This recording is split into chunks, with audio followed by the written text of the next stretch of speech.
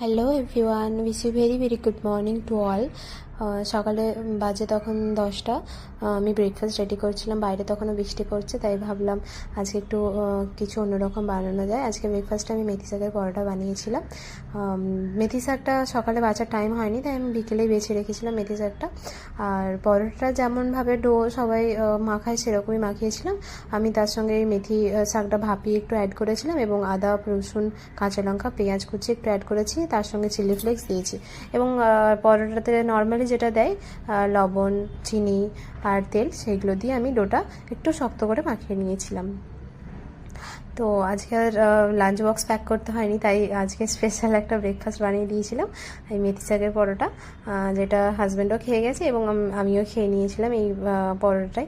তো বেলে নিয়েছি, একটু মোটা করে এটাকে বেলতে হবে, তারপর তাওয়াতে সেঁকে নিলে গরম গরম মেথি শাকের পরোটা রেডি।